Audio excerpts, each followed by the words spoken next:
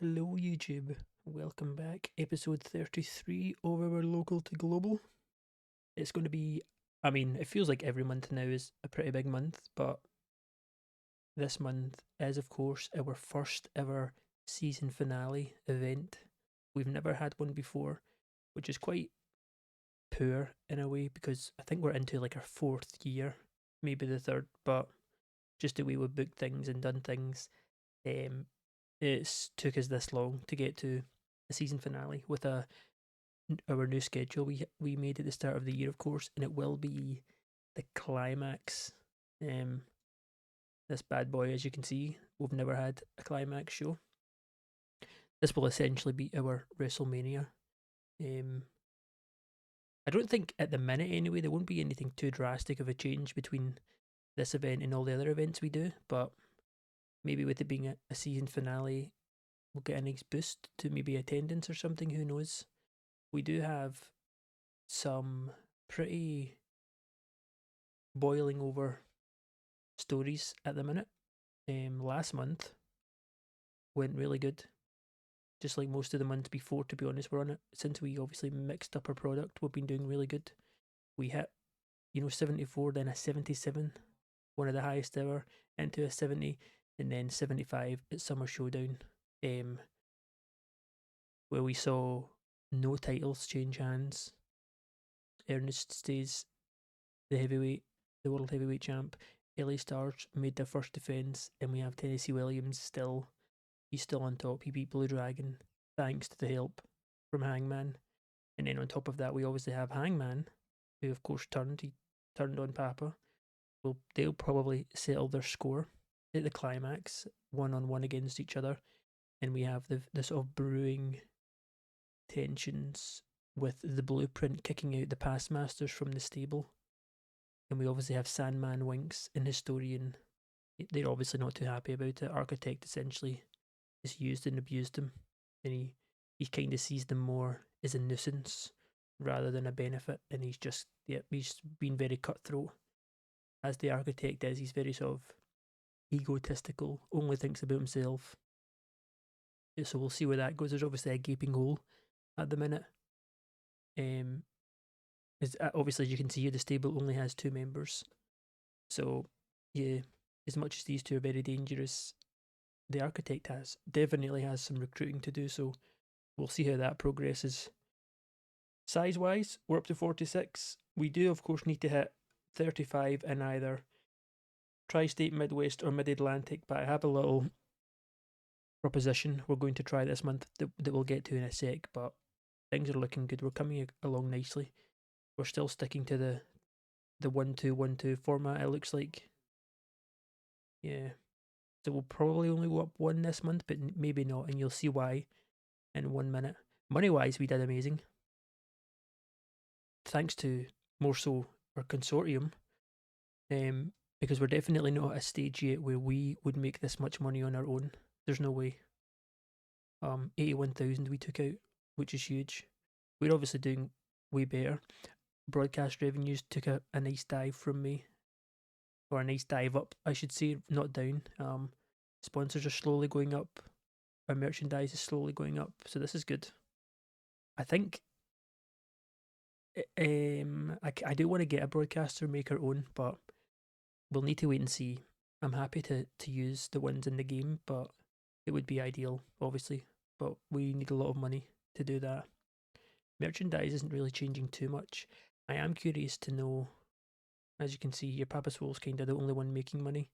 But now, we actually now officially have Zap. He's officially left SWF and he's with us. So I'm hoping, I don't know per se, but obviously Dawn will be managing him. Hopefully they have good chemistry, or at least don't have bad chemistry. But we showed her off last month, and I don't know if she gets his merchandise. I wouldn't see why she wouldn't, but I'm hoping that the fact she's so over, and so much more over than anyone we have, I don't know if she's going to make his money through merchandising, but if she does, she should make a good amount. She's actually easily marketable too. She's like a TV actor and everything. I think that's maybe why she's also so over. But yeah, fingers crossed. We'll need to see how it develops throughout the month. But yeah, going in the climax. We have no changes to the champs. Top 100 events, of course, Kickoff Carnage 72 last month is now the highest rated event. Also, July's Summer Showdown is in there too. So, sort of like anything over 70 is like huge, as you can see. We only have 10 shows, 10 events done that have hit 70 or above. Match wise, it's looking quite good too. Pretty much anything over a 75 is going to sit in that top 20. So things are looking real nice. Title wise, I don't really think Prestige moved on anything. Oh yeah, no, never mind. The tag team champs have gone up to a 44. Tennessee's still sitting on 43, 53 for the main event title. There's not really too much more to go over. We are going to take a little quick look at the workers because there's one or two people I just want to see very quickly how they're doing. Ant-Man, obviously, he's pretty much next in contention to fight Tennessee Williams and get a rematch. Let me check how he's doing. So he's up to 37. He has, oh my god, yeah, he's gone up 6. He's yeah, he had a huge month last month. I think he actually, yeah, he beat Austin, which would be why, because I think Austin's then he's lost a couple of points, which is nothing to worry about. I really like Austin, but in terms of like star quality and being marketable, he's not. He's a little lacking, but he is very good. Obviously, got that high technical skill. Yeah, also we wanted to maybe take a little look at. It seems like the high point in a minute is 54. Ernest is on 54, and then we have the likes of Davis and Logan and Papaswol and Architect lagging just 1 or 2 points behind them, but we're not quite able to break it yet. We managed to get Brody up. He's sitting on 20 now, but he's gone up 6 points as well. But we need him up even more. Hangman sitting 49. He hasn't really fought. He's only just came back. But yeah, 49 for Hangman. He didn't really use Hudson last month, so he's sitting there. Obviously, you can, if you guys want to take a closer look, you can pause and have a look. The tag champs have gone up again too. LA Star 1 and 2 were on the same pot because they're both valued as units. So they should always have the same pot, but I think with LA, I think maybe we had one of them in a singles match. It must have been LA Star 2. So he's actually just a tiny bit ahead. But they're sitting on mid 40s, which is good. Logan's also 54, but Logan keeps going up and up and up really, really quick. But it's not because of me. It must be with PSW or all the other American promotions. He's gone up by like 3 points most places. Not all, but definitely most. So he must have had a really good month across America. We got Marco as well. He's up to, yeah, he's up a lot, way more than 2, which is good to know. We obviously used him a lot. What's Mutant sitting on? He's went up 2 as well. He's up to 49, same as Hangman. Papaswol's been stuck on 52 for almost since the start of the year. Pretty much, yeah, he has.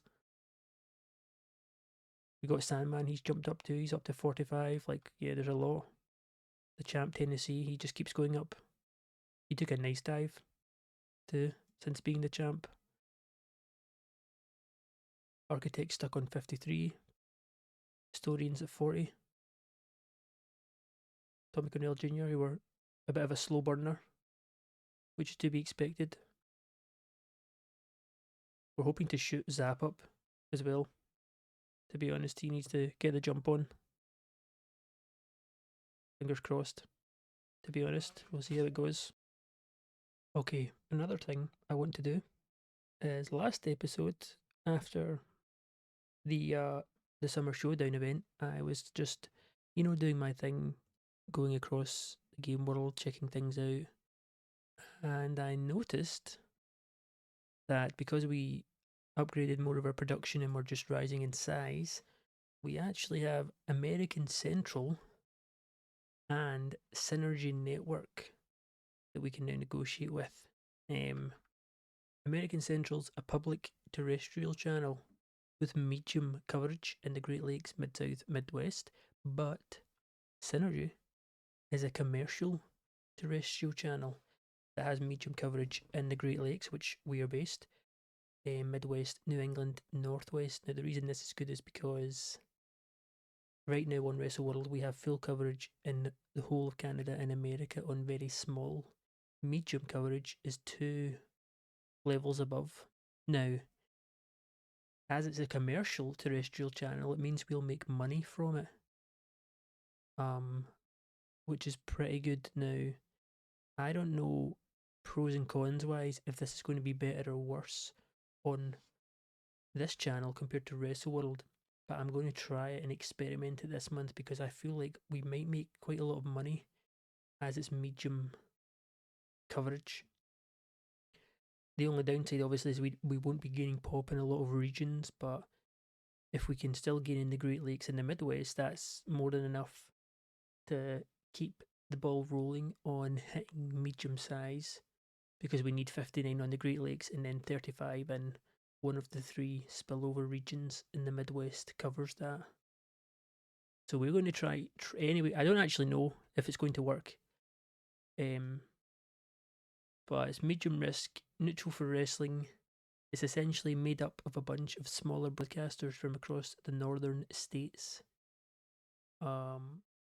Obviously we're on Wrestle World, which is just very small everywhere. Synergy Network, let's test it out. So we want a new deal for events. Let's just do 3 months because I don't know how this is going to work. We'll do unlimited.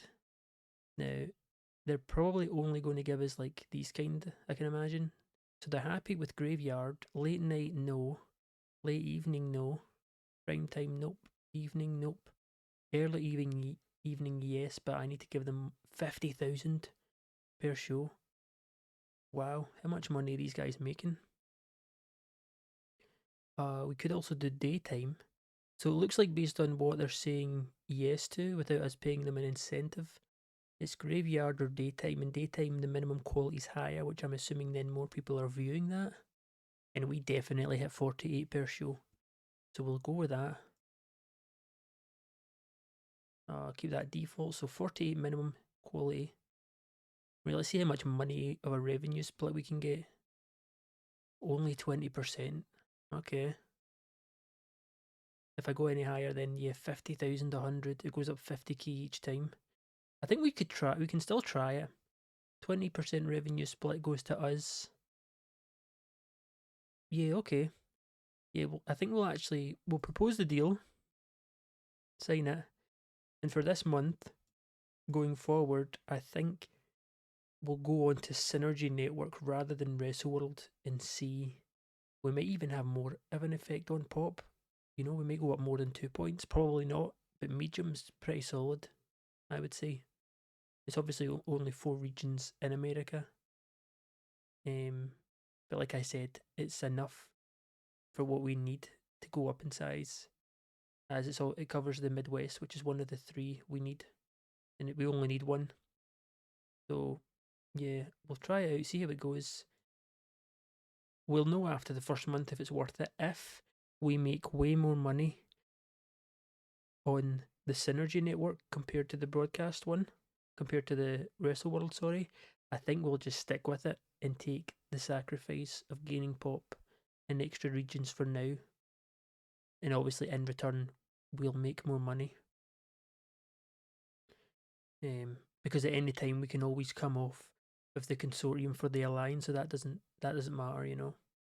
That's not really going to affect us. We'll just be looking at all these numbers, and at the minute we're hitting just over 30k a month on broadcast, so we'll see how it goes on Synergy Network.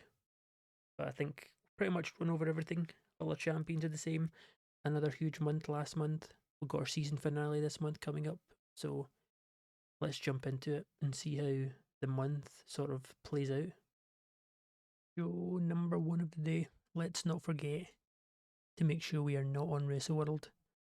1400 expected. That seems pretty much on track with where we're at.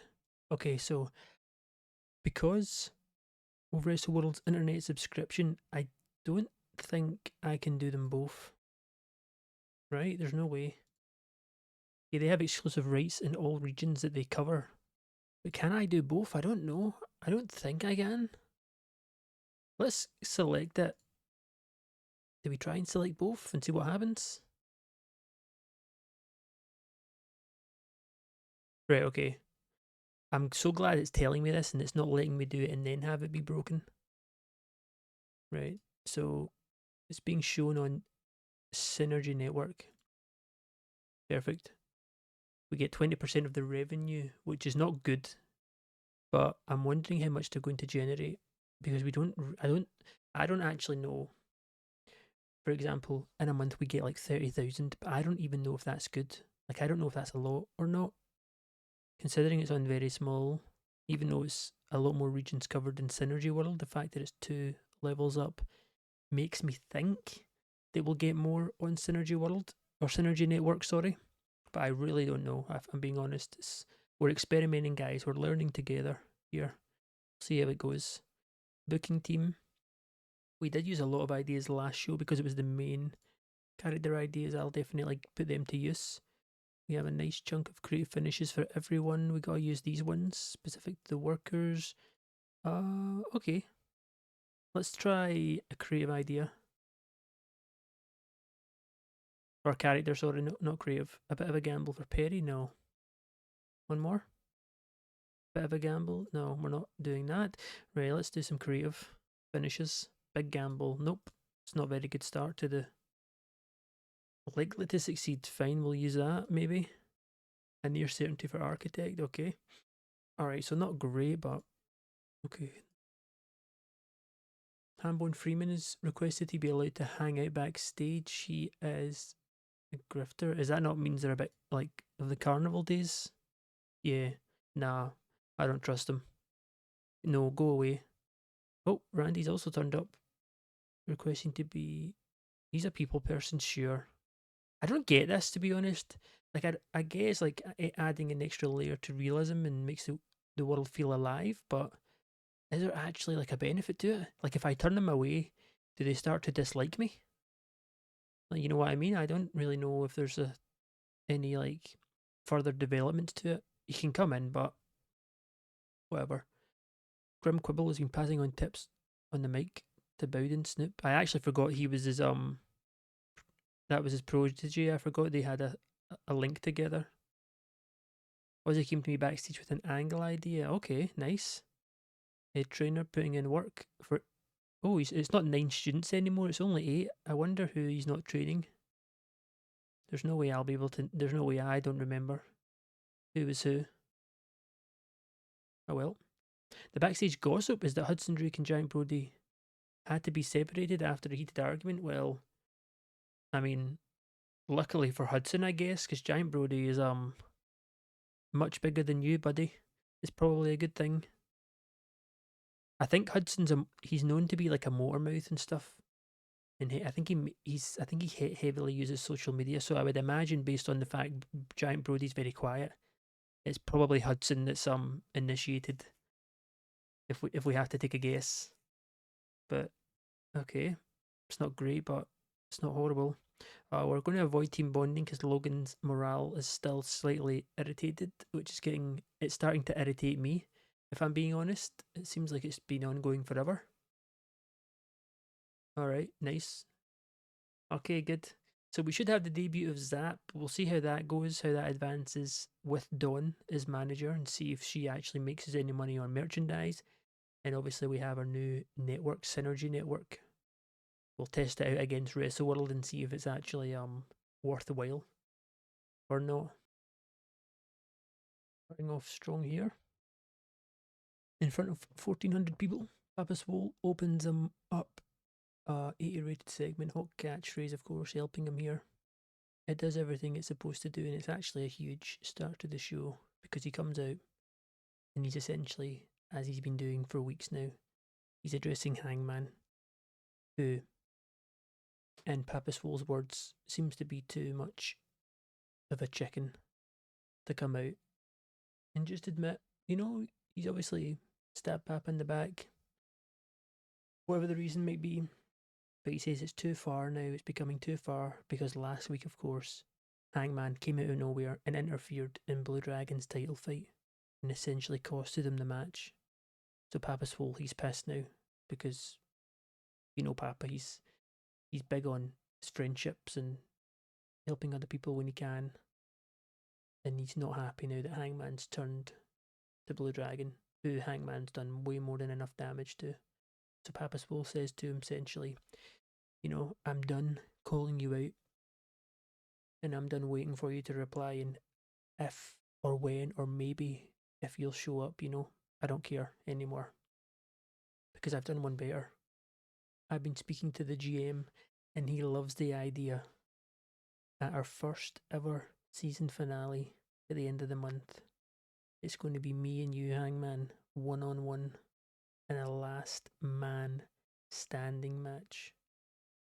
And it's already locked in. So it doesn't matter if you care about the match, if you want to fight me, if you don't have a choice. It's going to be me and you, and I can't wait to get my hands on you. So huge start to the show with the 80 rated segment, and huge match locked in already for season finale, which isn't even a title fight. Old friends, Hangman and Papa Swole, are finally going to get their hands on each other. More so Papa. He's the one that's obviously been getting much more teased and toyed with the more mysterious Hangman, who seems much more dangerous on his own. But it's locked in last man standing match for season finale. So that's huge. Papa's went to the GM rather than trying to go to Hangman on his own now. Hangman's been messing around too much. Papa Swole's had enough. It's going to be him and Hangman at the climax as we then have our debut. Oh, no way. The first thing I've seen is the worst thing I could have possibly wanted here. It's Zap Powerson's debut, and he gets the win here over another debuting Ash Barnby. Ash, we probably won't see much of him. He's just someone who's very good for like selling and things like that. So we brought him in to get essentially squashed by Zap. Zap gets an adequate on his muscle bound hero gimmick, which isn't great. It's not horrible, but it's not great. The upbeat manager gimmick of Dawn, however, gets great, which is perfect. We had gimmick ideas. Oh yeah, that's right. We did have gimmick ideas. We put gimmick ideas on these on Dawn and Zap, and it looks like Zap's has failed, and that's why he's got an adequate, no doubt, and Dawn's is success. So she gets a great. Zap pulls in a 46 on his debut, which is actually really good considering his pop is not that high. If we double his pop, which shouldn't be that hard, he should hopefully be in the 60s, maybe even the 70s, which would be huge. Huge, huge, huge. Colour commentary does its job. The crowd is hotter. But the main one, Dawn does some good work at ringside, but no, they make an awkward pairing. I essentially can't pair them up, and that was the whole thing. That's really a kick in the balls. Obviously, we'll keep Dawn regardless of this. We can use her to manage the faces and have our own sort of clientele, almost like our own little stable in a sense. It's just a shame that it doesn't look like Zap's going to be able to be added to the list. That's not good. Good match though, 47. Ash gets a 51. Let's not forget about that. And gets a great underdog rating on his gimmick. Okay, so Zap's not suitable to be used by heels and gives a small boost to charisma, which he already has tons of, so that's even better. We might. I mean, Zap, he can't talk on the mic, that's why I gave him a manager. I might look at bringing in another manager and testing it out with him. But Dawn would have been perfect because she's so over. And she is really good. Very good on the mic and everything. She did good work at ringside and she gets a great gimmick rating. So in terms of what we can do with Dawn, she's got a great start. Zap, on the other hand, his gimmick idea failed.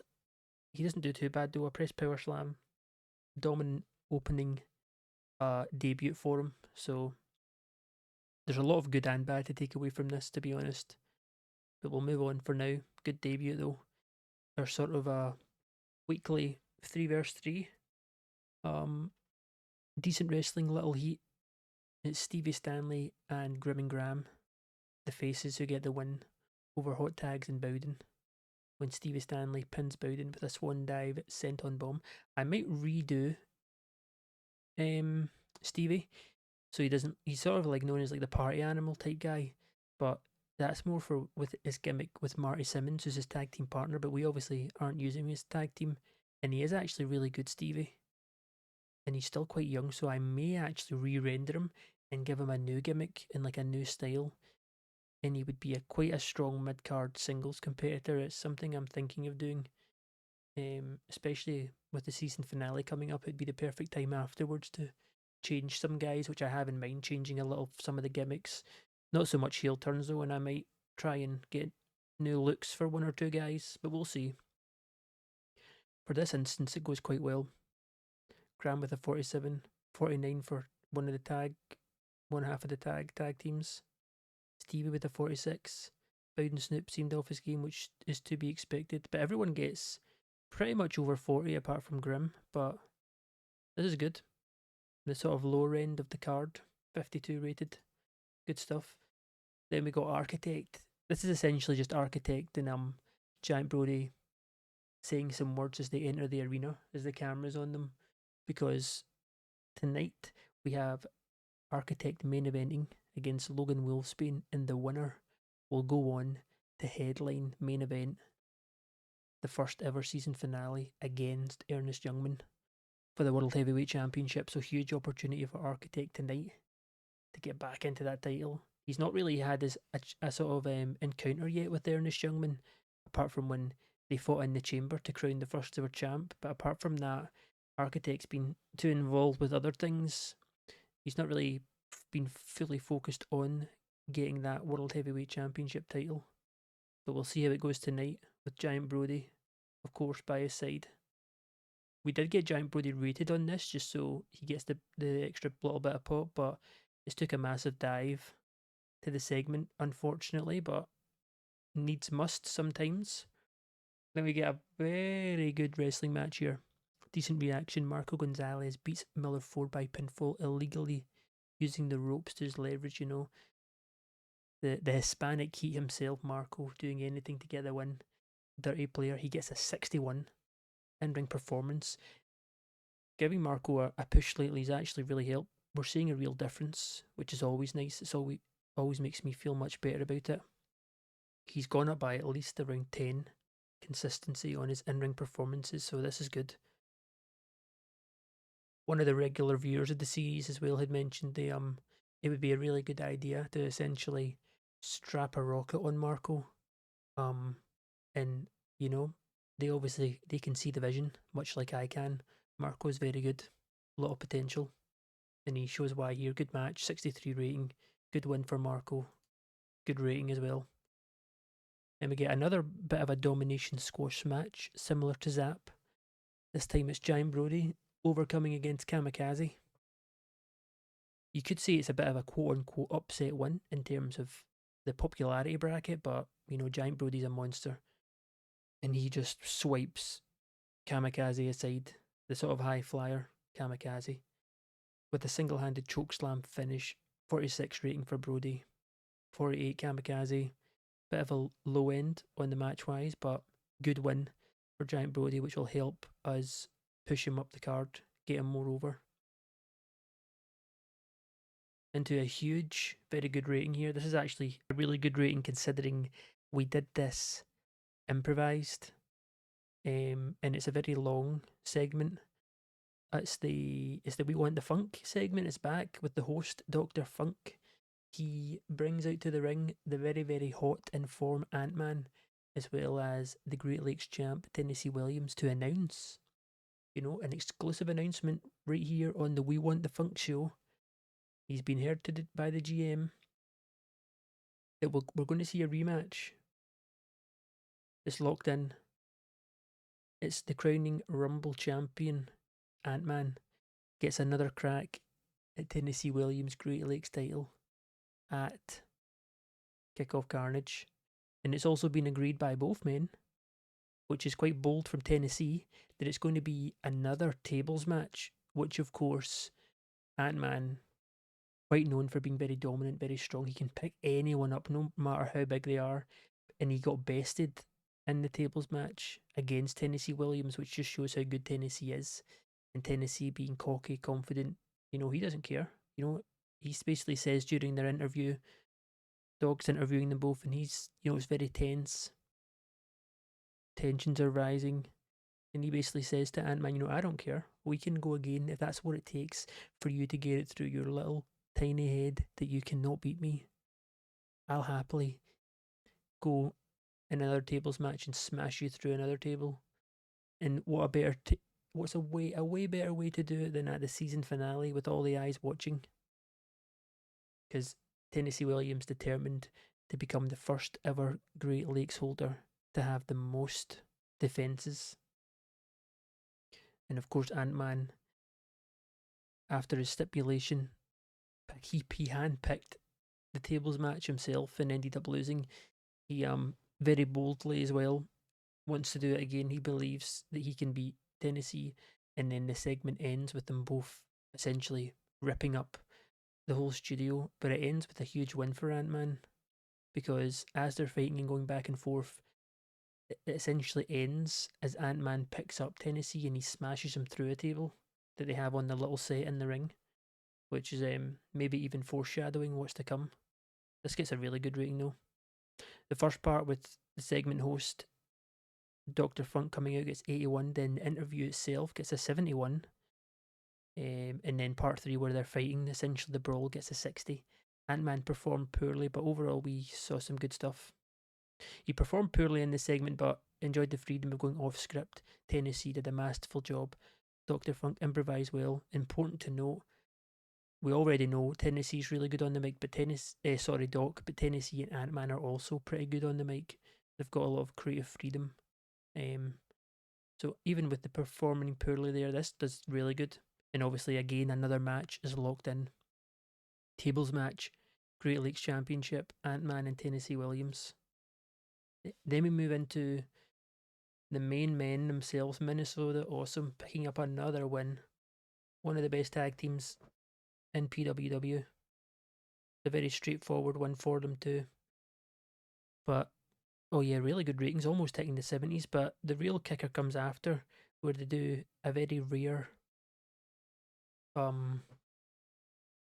talking on the mic segment. We don't see that very often, if at all, from Minnesota Awesome. And they're essentially calling it LA Stars, saying, everyone knows what they want to see when it comes to the tag team division. For the biggest show of the year, we want to be putting on the best matches. And the best tag team match right now, the best challenger for LA Stars title, is me and my buddy Perry, Minnesota Awesome. It's what we all want to see. Let's not play around, joke around. So we already know LA Stars will accept. We already know that the boss will accept this. At Climax, LA Stars against Minnesota Awesome also locked in the two best tag teams we have going at it on the biggest stage, where they can really put on the best show.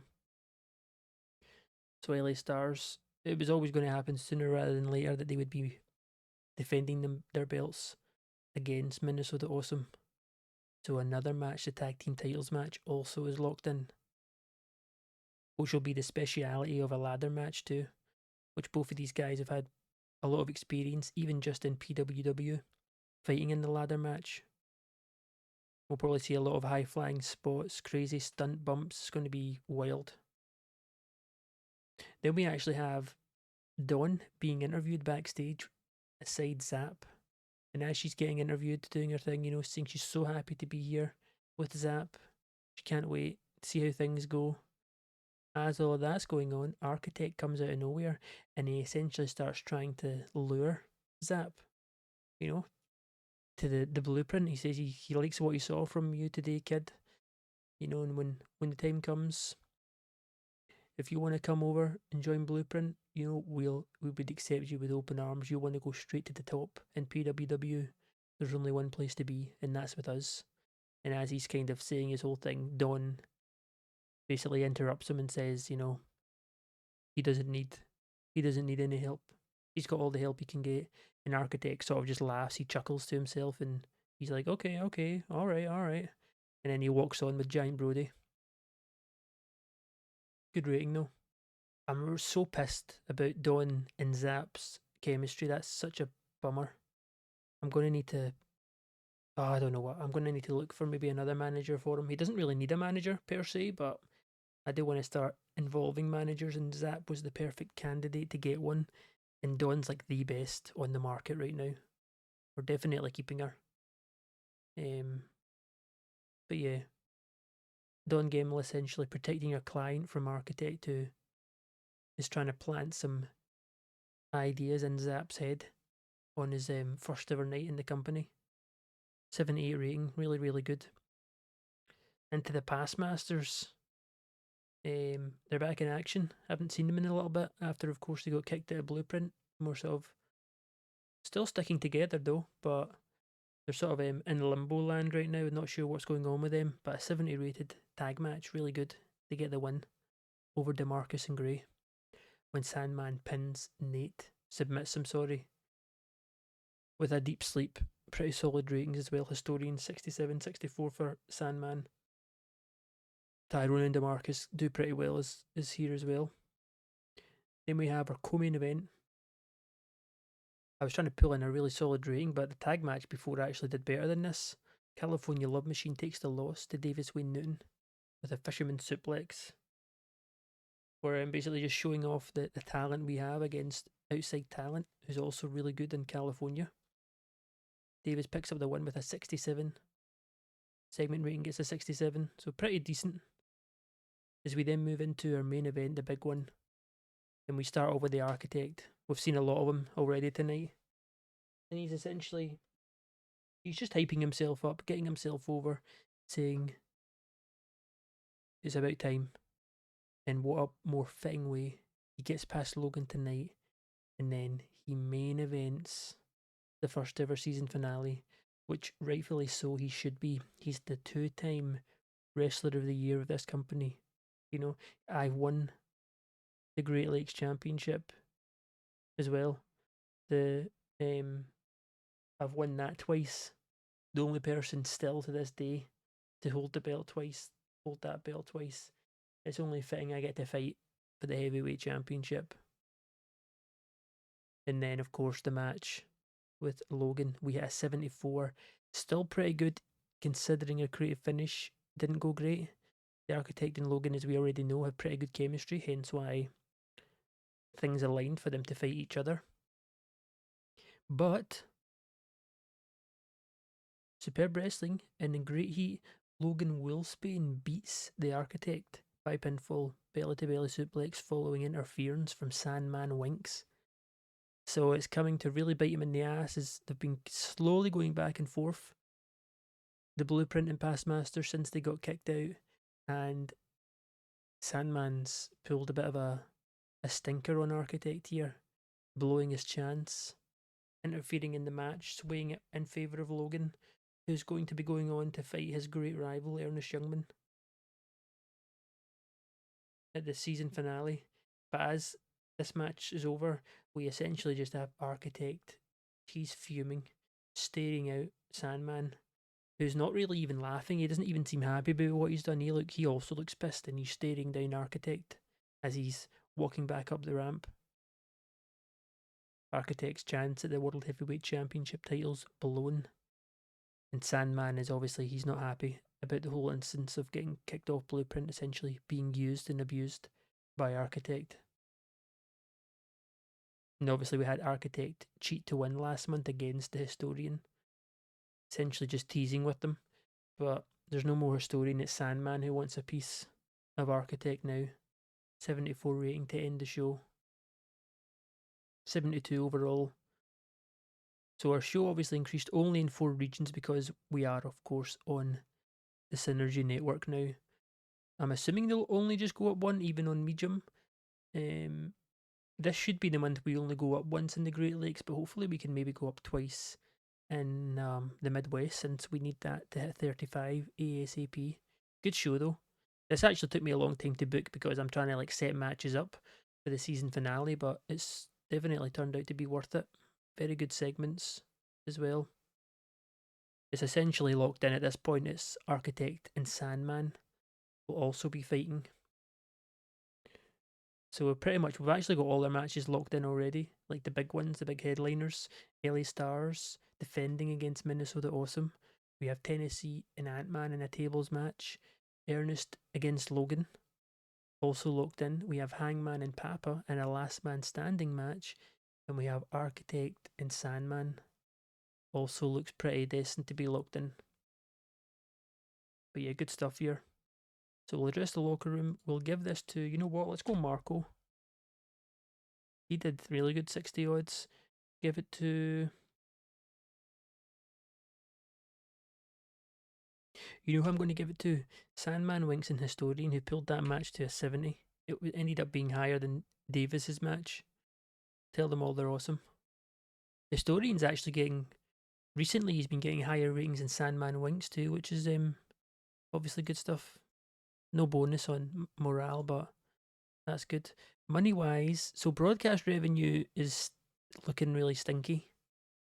Yeah, that is horrible. If that's what it's going to be at, then it's definitely not worth it unless by some miracle we're taking more than 1 or 2 pop per month in the region, then maybe it would be worth it, but probably not.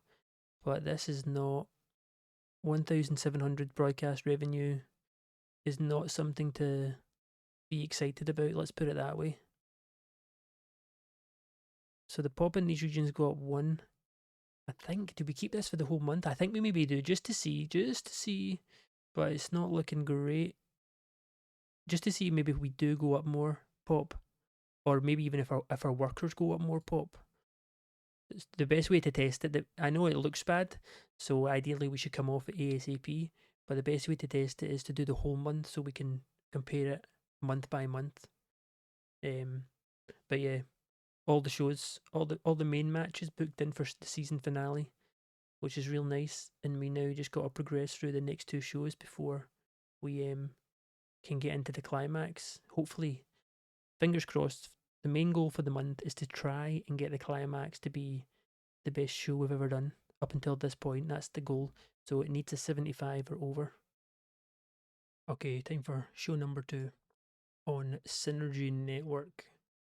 Oh, 1500 expected. That's a nice jump up. I will say, it's kind of a spoiler alert because usually we check it next week, but or next month, sorry, at the beginning of the month. But because we obviously are not making much broadcast revenue, I did check the workers' popularity, and some of the people who won last week have gone up a lot in just one show. I think they've honestly maybe hit their cap that they can go up in 1 month in one event. So we'll need to keep an eye on it. We are going to stick with it. But next month, when we do a run over, we're going to have to do a much closer look at some of the workers because obviously we go over our workers' popularity, but we're going to have to take a bit of a deeper dive and really see if anyone's going up maybe more than 5, maybe 6, because that would be a big record, a big change, which may actually be what will push us over the edge to get our popularity above, the 53, 54 mark that it's at right now. I did use our gimmicks, of course, our gimmick ideas on Zap and Dawn, which they are not a good chemistry. I have changed it up though. You'll see at the beginning of the show what's going on, which hopefully is a hit. So I do need more gimmick ideas. I also noticed Logan has gone from being irritated to annoyed, which is one step worse. I have no idea why. It must just be his personality. If he's negative, it just gradually goes down. It is becoming very annoying. I even put a character idea on him.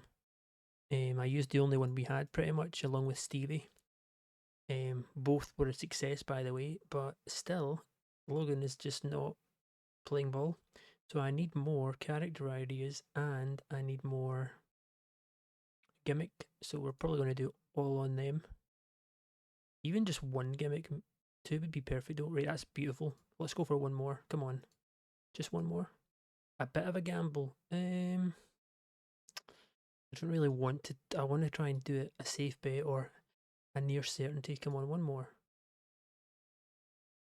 A big gamble. Jesus Christ! How much? We got two left. Right. Let's just keep this going. We'll just do it all gimmick here. God damn. Are we only going to get one? Yeah, we are. Wow. Three big gambles in that. That's pretty bad luck. Let's hope there's no drama with our locker room incidents here. Oh, for God's sake, there is straight away. Remy and our new face Zap had to be separated. Interesting. Zap's happy. Remy's pleased. Both are professional and people person, so I don't know what's going on there. Zippy and the architect have been hanging out. That's, of course, one of his students. He runs drills for 8 students as well. Okay. Alright, fair enough. Team bonding we are not going to do, just because I can't be bothered making relationships between Logan and other people even worse. It just doesn't really seem worth it to me if you have any negative morale, which is obviously hard to avoid if you have, 30 plus, 40 plus workers. There's bound to be some people that are annoyed, but yeah, if we can, the more we can avoid it, the better. But anyway, let's get into it. We obviously need to get Dawn off of Zap, so we're kind of just totally forgetting about last show. Zap and Dawn were never together. It was a figment of your imagination. It's not real. That you were looking at the game wrong. You were reading it wrong. It didn't say that Zap was teaming up with Dawn, okay? Just so you guys know. It did not say it. Zap and Dawn were never matched up. It was Zap was never the client of Dawn, and Dawn was never managing Zap. Okay, now we've got that out of the way. Let's get into Kickoff Carnage 75. Alright, we're starting off very, very strong. Dawn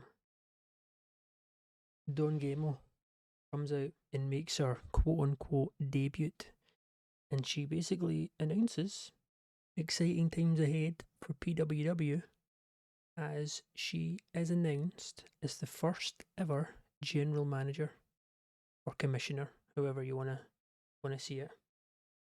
She said she's super excited for the opportunity, and best believe going forward there's going to be a lot of mixed matches, big changes. You're going to see your champions in action a lot more, because she's realizing and she's seeing a lot of creeping in signs that the champions, once they win those belts, they don't defend them, or sorry, they don't necessarily defend them on Kickoff Carnage, but also they don't fight very much unless they're defending their belts.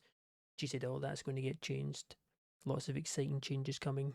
She also announces, of course, the main lineup for the Climax show is obviously official. But just to reiterate, she says the unannounced match types, she said she can announce now. The first one, the World Heavyweight Championship match between Ernest and Logan, is going to be a 2 out of 3 falls, so we can truly see who the best is. The best of the best. So that's a 2 out of 3 falls match. And she also announces it's only fitting with the hatred the Architect and Sandman have for each other that's going to be a Texas death match, which is essentially like a over-the-top hardcore match. No rules. She said so she already knows. She's been scouting this company for a long time. She knows all the characters, all the little games people try and play, and she's made sure with this Texas match that even if Architect does necessarily get help, outside help, there's nothing stopping the match from going on and on and on until someone gets that pin. So pretty huge, because of course we have Tennessee and Ant-Man, which is a tables match. We have Hangman and Papa, which will be a last man standing. So there's a lot of different segments in there to be taken. She starts her reign as the new general manager of the company with an 87 rating. Huge. The segment deserved better commentary, which might be the first ever time we've seen that. But massive start. But yeah, she announces there'll be much more opportunities as well, for the young guys, the young up and comers. Just basically just hype. She's basically hyping up the crowd for 5 minutes straight. as we then have our pretty much weekly 3 vs 3. Gets the crowd hotter. 51 rating. Decent wrestling. Stevie Stanley and Verbal Slam beat Aid, Bowden, and Jules when Stevie gets the pin on Jules' night. Stevie also was in the 3 vs 3 match last week and he also got the win for the team. So he's building himself up some nice momentum here. Gets the pin on Jules. Swan dive, swan senton bomb, sorry. Bowden and Zippy are both just lingering under 40. Nothing too bad to worry about. The Doc hits a 47. We got Aid on a 42, Jules with 51. The best guy in the whole match is the guy who took the loss. Poor Jules. Gets the crowd hotter though, does its job. Get some of these guys in action. Then next up we got one of the main man already locked into fight. The climax. Sandman Winks. And in a good wrestling match, decent reaction from the crowd. He beats Kamikaze by submission with a deep sleep. And obviously now it's locked in. It's official. He'll be fighting Architect in a Texas death match. I was very tempted to do submission, I won't lie, between Sandman and Architect since they both got submission finishers, but it seemed for the severity of what they have going on, it was too mild, I thought. So I'm trying to get, do some new first time ever match types for our season finale, just to spice it up. Good win for Sandman, 59 rating, 61 segment. He gets a win, getting himself good momentum, going into what will definitely be a tricky match against Architect. Then we had Zap, he's back. And he's joined by his manager, Anna Garcia. Anna, I believe when the game begins, is locked into a contract, I think with SWF. She's with one of the big companies. It'd be basically pretty early into my save. They released her, or just didn't re-sign her. And she's pretty much been with CZCW the whole time. She's quite over. She's got like maybe mid-60 pop everywhere in America. She's more popular than our wrestlers. Very good. She's also a very good colour commentator, but at the minute she is now opening up her clientele, and she's announcing that she's very happy to take over the next up-and-comer of America in America wrestling. This is Zap Powerson. So basically, like I mentioned before, everything that happened last week, the scene in Men in Black where they've got the little pen with the little like silver pole, and you click the button, the light goes off, and everyone just forgets everything. That's basically what I'm doing to you guys. I'm clicking the pen, forget everything that happened last week involving Dawn, involving Zap. Just don't even think about it. It didn't happen. So Anna, and what's the very, very first manager? We're making history actually as well when we think about it. We get our first ever general manager of the company on the exact same night we have our first ever manager and worker team up.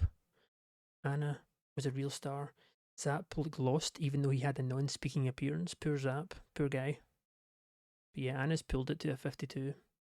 I'll take it. This is a good sign. The fact that she's was a real star. I think I just need to edit these a little bit and we'll have some good segment ratings here. 52 is huge though anyway to get Zap over. And then he's also in action, but he's not alone. He's teaming up with someone else who's regarded as one of the next up-and-comers of, you could say, American wrestling or just wrestling in general. Right, thank God. The first thing I was looking at was negative. But thankfully, Anna and Zap do not have negative chemistry. So we can, big sigh of relief. Zap also is getting better at his gimmick, which is huge because I don't think it was great. I think it got adequate. So that's really good. And they also get the win. Tommy Cornell Jr., of course, the other huge future star. Probably the two biggest future stars we have at the company.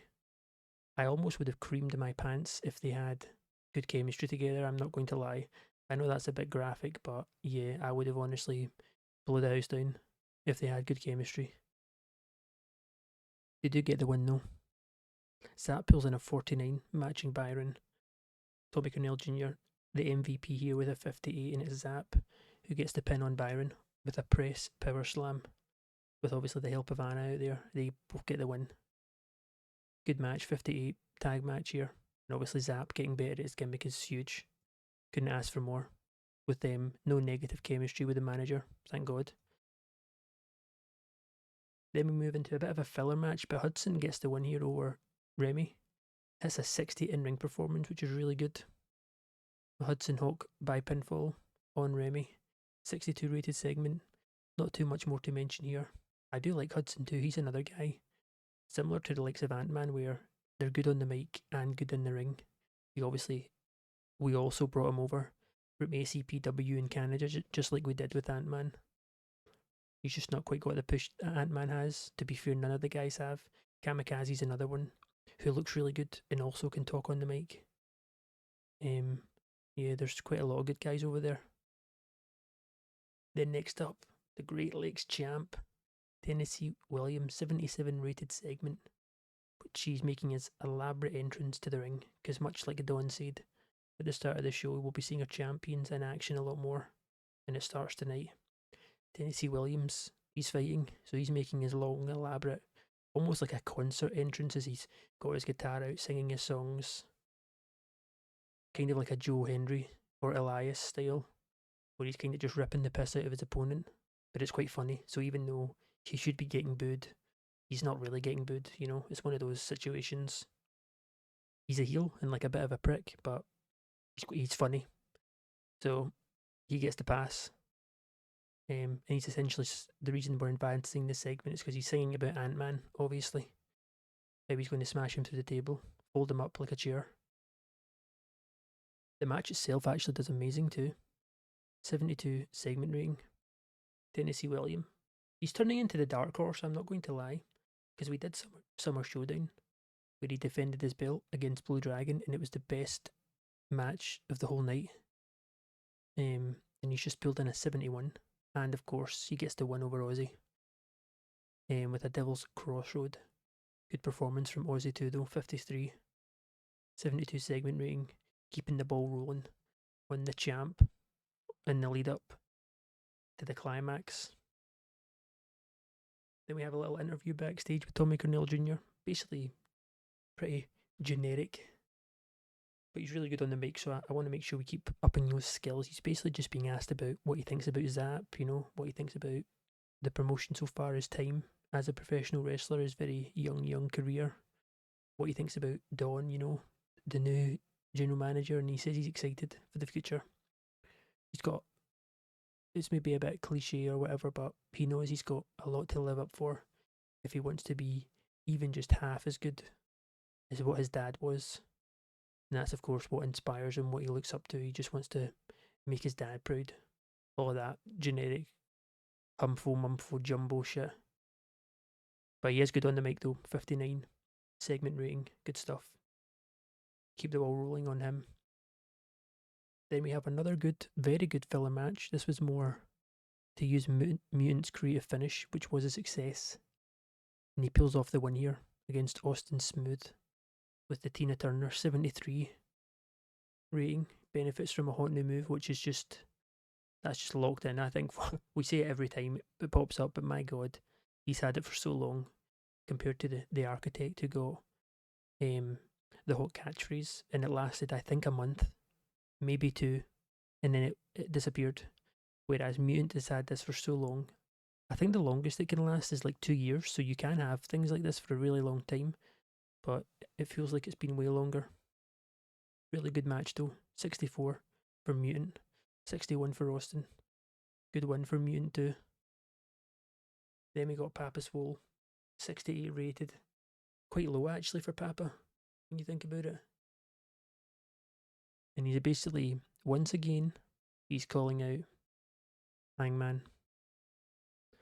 Well, he's not really calling him out per se, because he doesn't need to anymore, because he knows he's going to get his hands on him. It's more of a hype. He's more hyping up his match, getting himself over, progressing the storyline that we don't actually have going on between him and Hangman. What he's going to do to him at Last Man Standing, now that it's obviously announced as well that it's going to be a Last Man Standing match. And he doesn't necessarily care at this point if Hangman shows his face this week or next week. It won't matter. because at the climax, it's going to be game on, and he's going to do what he doesn't care. Going to do whatever it takes to put Hangman down. 68 is pretty good though, so I won't complain too much. Next up, another very good, solid singles match. We actually have a debut, which we definitely don't have enough workers on the roster. We got regular Joe, and yes, by his name, my god, he's very regular. Nothing amazing, but he recently left one of the big American companies, so he has a lot of pop.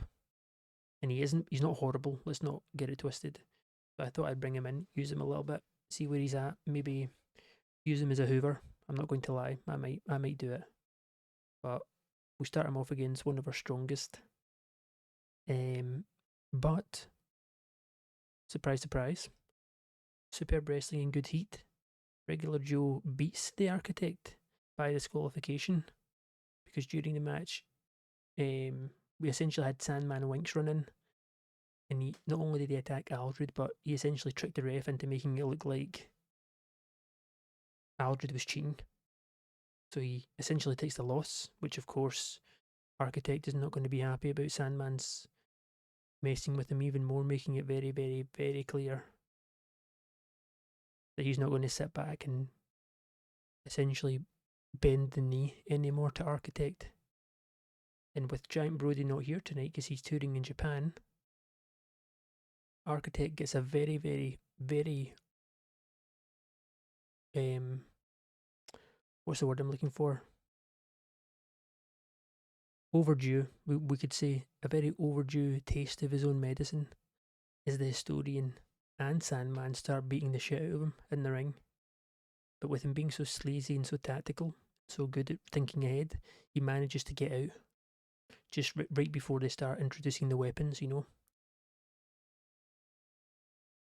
The kendo sticks and the steel chairs, right as they start getting thrown in the ring, he slips out the ring, you know, holding onto his ribs and stuff, and shimmies up the ramp as the Sandman just stares him down from the ring. So it's a huge mental win for Sandman over the Architect, who may have to think twice about taking Sandman a lot more serious than maybe what he has been doing, especially with the Texas Death Match now logged in. It's going to be crazy. And last but definitely not least, put on by yours truly, the new GM Don. It's the tag champs, the world heavyweight champ, and the contenders all in action here. I'm actually very surprised this didn't get a higher rating with the storylines involved, and the creative finish was a success. But we essentially had Ernest and Minnesota Awesome beat Logan in the LA Stars when LA Star 2 was disqualified while fighting Clark Smallbone. Alright, that wasn't really what I was going for, but okay. It is, of course, it is Logan and LA Stars to take the loss. The champ and the number one contenders to the tag team titles take the win here. 70 rated. Yeah, I'm quite surprised. Perry and Clark in the mid to high 60s. 78 for Ernest, which is huge. 77 for LA Star 2. 68 for Logan. I mean, maybe a 70's fair. Good rating. So 78 for Ernest is huge. That's what we need to see. And we end the show with after their win, as the losers are going up the aisle, Ernest grabs the mic, sort of almost furious. Even though he's won, he's just won the match. And he's not really someone, since he's been portrayed in PWW, he's usually always very cool, calm, collected, but he doesn't look happy. And he grabs the mic and he's essentially calling out Logan as Logan walks up the ramp, basically telling him he finds him to be a joke, you know. He's known Logan for years and years and years. He knows him inside out. And seeing him fight here at PWW, you know, when Ernest joined PWW, he was expecting Logan to be on top, and he's just a shell of his former self. It's almost embarrassing. and he thinks that Logan should really be embarrassed in the fact that he's even worthy to be in this season finale. In general, never mind fighting against Ernest for his belt. He says it's embarrassing. He sees him. It's just he's going to run through him, basically, making it very clear he sees himself as the big bad boss, and Logan's posing no threat to him. You know, they used to battle back and forth, and Ernest is taking lots of losses to Logan, but yep, he's basically saying he looks like he's just a former shell of himself here in PWW compared to back where it all started at PSW for both of these guys. Segment rating wasn't amazing with that one, but we do actually get our best ever show rating, which, looking at the show, the matches, I am a little confused why it's 78, but I am not going to complain. I think it's all the angles. We're doing a bit more angles at the minute because we're kind of leading up to the show finale, so I'll take it. We got some really good in-ring ratings. I think actually, now I think about it, with the disqualification, that's probably what stopped the main event getting a higher rating, potentially. But we have most of the matches, for the storyline's sake, locked in now, obviously. And all the match types locked in.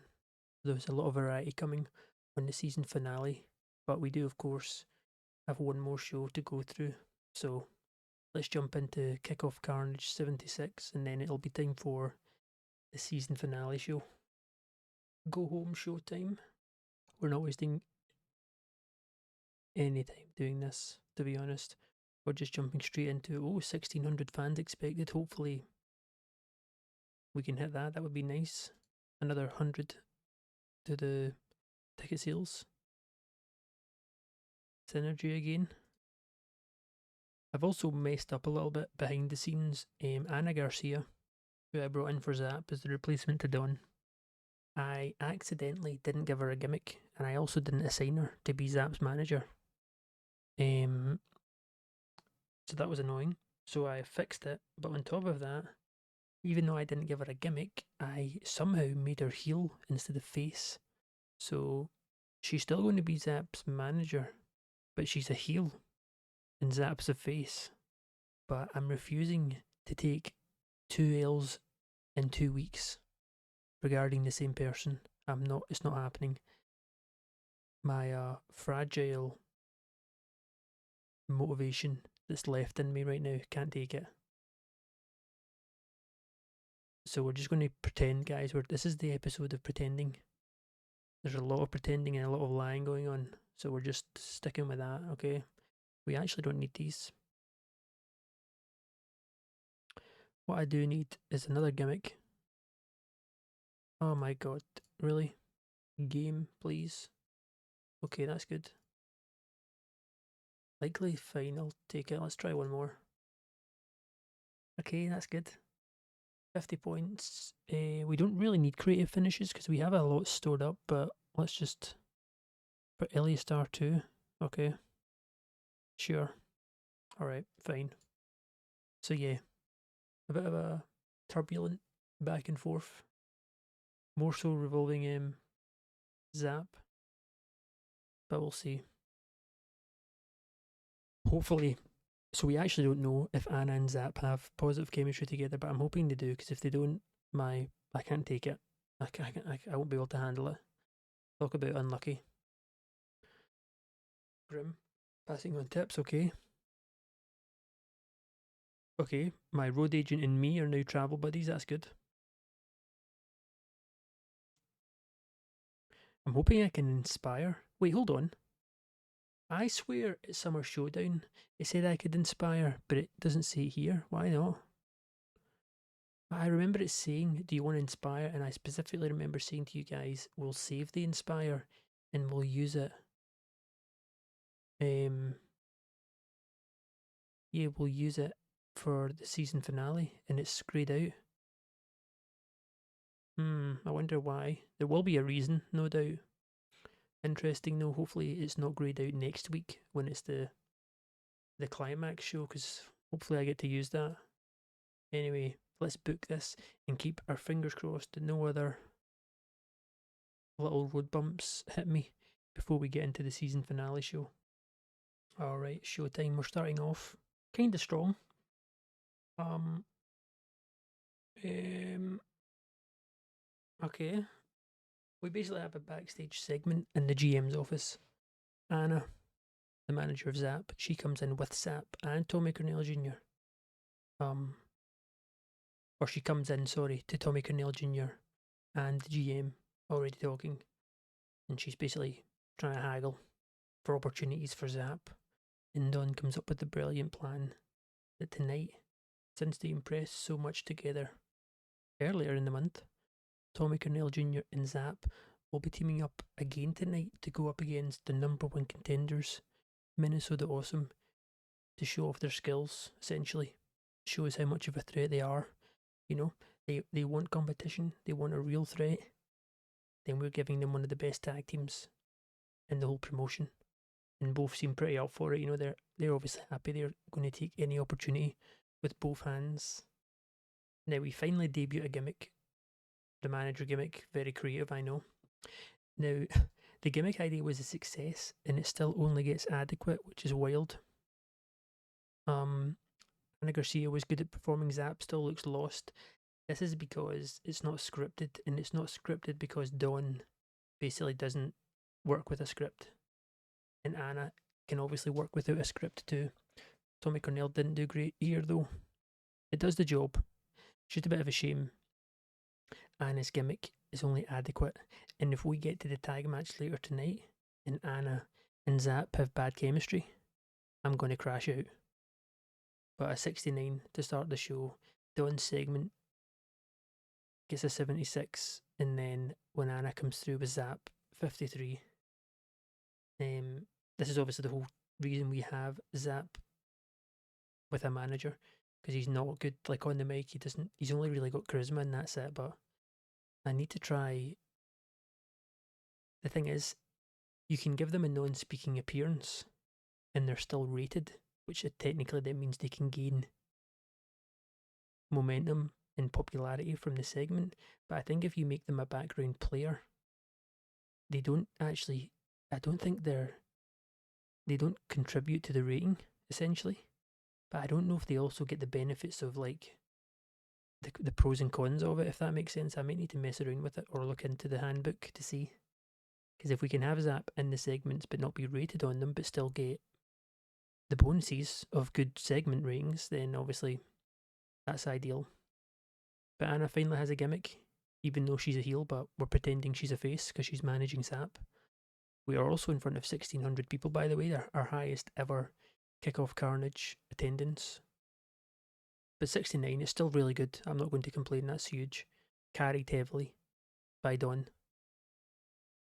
Then we got a 4v4 today, rather than the 3 vs 3 gets the crowd hotter 50 rated match. It's the heels, Josh, Aid, and the hot tags. They beat Jack, Holder, Remy, and Graham. When Calder tag gets the pin on Jack with a pile driver. Jack Holder was the weak link, which we'll take a little look at here. He definitely was. 31 rating. Everyone else actually got 40 or above, which is good to see. Grim hits 40. Calder got 40. 52 from Remy. Almost a 50 from Wolfie. Gets the crowd hotter. Does its job perfectly. Moving on to our tag match. Cobra and Jules back in action, but they take the loss in a 60 rated segment. It's DeMarcus and Gray who get the win. Pretty decent ratings here too. All over 50. 56 from Cobra. 57 from Nate. 56 from Tyrone. Good stuff for DeMarcus and Gray here. A good win for them. Much needed one as well. Then we got it, finally. After weeks and weeks and weeks, we last saw Hangman at Captain's Clash. So over a month ago, like ages, forever ago, when he obviously turned on Papa, and he's not been here since. And it's basically Papa in the ring, and he says he knows through sources and Dawn Donna basically announced that Papa Swole is teaming up tonight with Logan to go against Ernest and Hangman. So Papa comes out and he says, he knows you're here. He goes, I know you're here. Doesn't address him by name. He says, I need you to come out. Don't keep me waiting, blah, blah, blah. And it just looks like he's not going to get a reaction. And then the lights go off. And when they come back on, Hangman's right there, standing right in front of him in the ring, with his leather jacket on. The hood's up. You can hardly even see his face. And he's staring at Papa Swole. And Papa Swole almost looks a little shocked that he's actually showed up, essentially. And after Papa, basically, he's on the mic in front of Hangman. And he's almost getting upset. He's like, why are you doing this? Why have you led us to this? We're about to get into a war. Hangman, and it's all because of you. Everything you've done. All the backstabbing not just me, but Blue Dragon. And after he's yapping and yapping and yapping, Hangman puts his hand out over the mic and takes it really, really slowly, takes it off Papa Swole. And everyone, all the crowd's waiting in anticipation. What the hell's about to happen? And Hangman just slowly puts the mic up to his mouth, and then he finally looks up. You can finally see his face. And he simply just says to Papa in the most monotone voice ever, I'm going to kill you next week. And Papa looks at him like with a weird sort of like shocked look in his face as the crowd obviously pops the crowd, and then Hangman just drops the mic. And nonchalantly he just turns his back to Papa and walks out the ring. Very sort of ominous. He almost seems like it's not even Hangman in there anymore. It's like a new person. But yeah, 70 rating, great stuff. As we move into a domination effect here for Giant Brody, not much to mention. Single-handed chokeslam finish. Giant Brody gets the win. We're just trying to get him over, as you know. Push him up the rankings. Then we get a 68. It's an elaborate entrance comedy segment from the two funny men themselves. It's the Doc and his sidekick Zippy. We haven't seen them together in quite a while with everything else going on. But good rating. 68. It mixes up our segments as well for the show with a bit of comic relief, which only ever really comes from these two guys. More so Zippy, but both do very good without the script. Dr. Funk came out of this looking excellent as well, so that's huge. And then the match itself, after a very good segment of 68, also does pretty good. And it's a bit of an upset win as well for the Doc, who's just carrying on the momentum. He beats Hudson Drake by pinfall with a funky elbow drop, with his sidekick Zippy watching on at ringside. Good ratings too. Obviously, we know Hudson's putting in some good work. The Doc hits a 50, which he has done before, but hopefully we can keep boosting him up. 59 rated segment, good win for him too, especially on the Synergy network. It seems like our guys are able to take and lose much more pop with it being a medium coverage. So we'll see, obviously, at the end of the month where we're sitting on pop with some of the workers, because I think there'll be some big changes, hopefully. Then we get another essentially huge upset. Ant-Man beating regular Joe. Very, very, very big win for Ant-Man 2, 69 rated segment. He gets a 67 in ring, carrying on that absolute tsunami momentum leading into his rematch with Tennessee Williams, which of course after his very impressive win, he's got some last ditch words to Tennessee, basically just letting him know what's coming his way next week in that Great Lakes title match in the tables. In that tables match, good stuff. 54, not horrible considering it's scripted. Not bad stuff. Then we move into the match itself. Oh my god, you get penalised for it. Oh. Okay. Right. Okay. I'm going to have to take the L on this because it's obviously it's my fault. Can't believe I didn't check. This is also, in a way, this is to be expected because I'm recording this show and last show. It's very late. This is my excuse. It's very late at night. And I feel like I'm skipping over some key steps with everything else going on. I'm trying to set myself up for the season finale. And essentially, I've stumbled over not one but two little roadblocks with Zap. First, I gave him Dawn, which wasn't my fault. That was unlucky. They didn't click.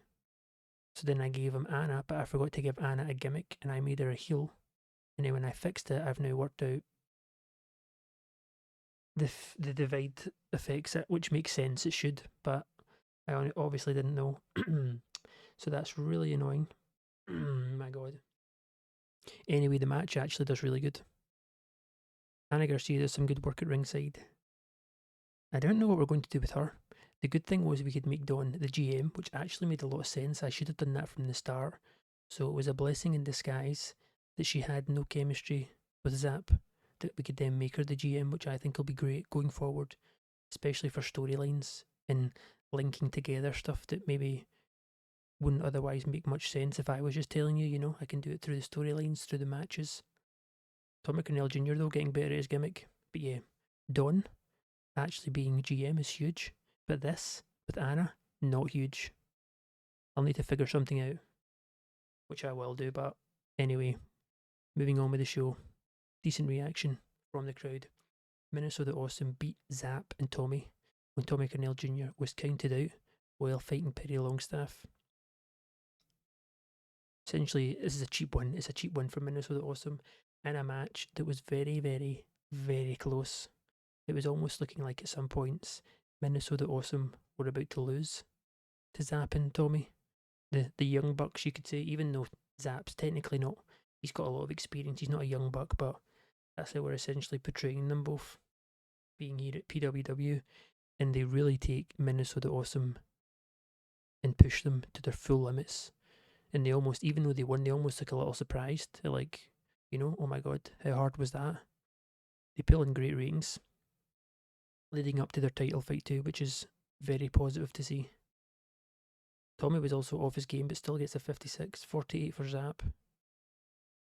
Okay, yeah, we'll figure that manager with Zap out later. Into a huge match, 76. Sandman Wink's partner in crime. The historian is up against someone he hates just as much as Sandman, to be honest. 76 rated match, though. Architect is getting better at his gimmick, Jesus Christ. I think that's with us tweaking it because it was getting stale. And now he's getting better at it. I'm not going to lag, boys. Even though if it's maybe not obvious or not, but there was no way, shape or form I thought when I started this save, after the first couple of years, the person I would like the most would be one guy that wasn't even on my short list to sign to star the promotion, or he wasn't even on my short list to sign later on. I just saw him and picked him up. I kind of knew of him, but I've never used him before, and he's quickly turned in to my favourite, even probably more so than the likes of Ernest on this version of the game anyway. Yeah. He's also easy to do business with, so he doesn't really complain about losing to anyone. He's obviously a natural trainer, which makes him great to be the head trainer. He's really good in the mic and in the ring. I mean, yeah, Architect. He's my goat. Pulls us into a 76 here. Wins by submission. Blueprint finish. 62 from Historians, pretty good as well. And then, just like Ant-Man, he had one final say to Tennessee. The Architect also has some final. Oh my gosh. Oh, I love him. I love him so much. He basically has some final words for Sandman, saying if there's anyone who likes to get down and dirty, it's him. So he doesn't care about the Texas death match. He said, Sandman, better be ready, because if this is your best help, and as he says that, he's pointing to the Historian who's still on the ground. He says, if this guy is your backup to this match, then my god, you're fucked, because I'm coming for you, and not just me. It's Giant Brody and me are going to snap you in half, and there's no ref to ring the bell for disqualification. You've got no one to come and help you, Because why would they? You've been teaming with us the whole time. You know, I took you under my wing and made you the tag team champs, and then you lose the belt, and it's all my fault. You're complaining the whole time. You know, we need your help, Architect, every single week when you had your belts. You're asking me to help you.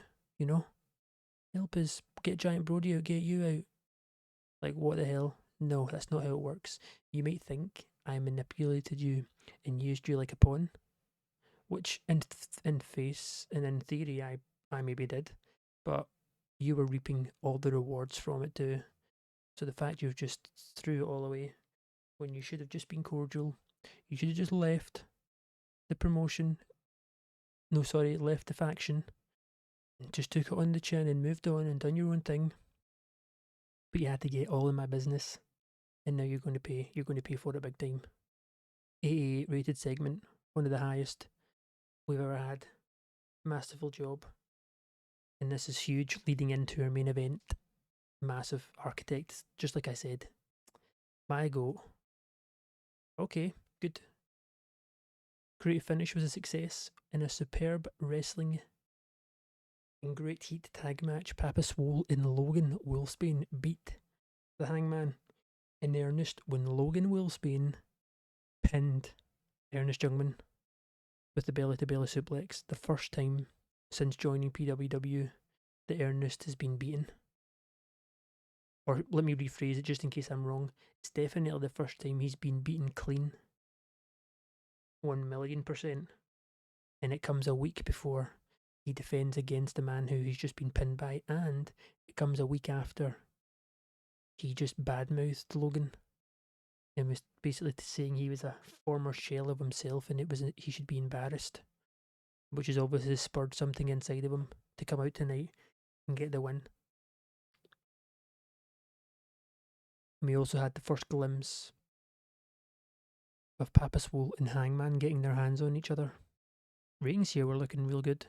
Logan again almost hits the 70, 74 for Ernest, 64, 67.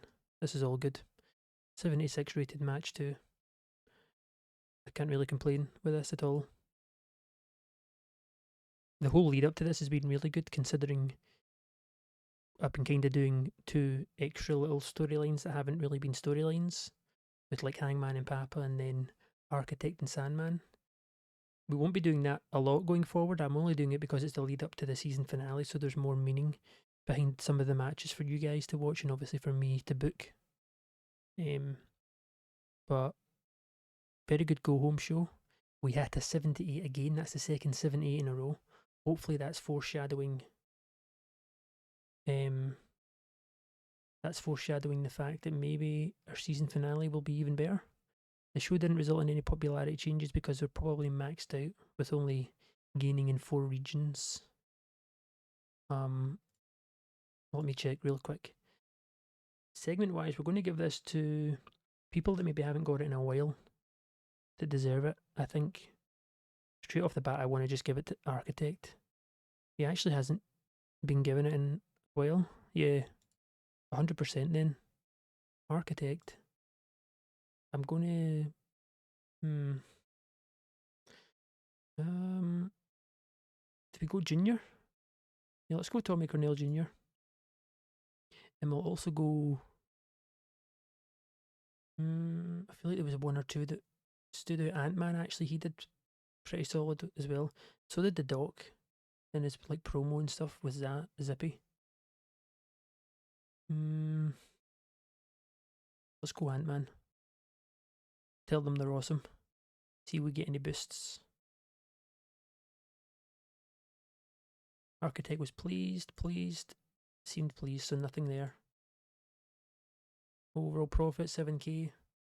We're almost at 18k tickets just on Kickoff Carnage, so that's huge. And then obviously there's no popularity to look at, so we're done. We're ready. I will be cutting it now, and I'll see you guys for our first ever season finale. All the titles on the line. 2 extra pre-made matchups. We got tables matches, we got 2 out of 3 falls, we got last man standing, we got Texas Deathmatch. We got it all going on. Okay. The stars have aligned, baby.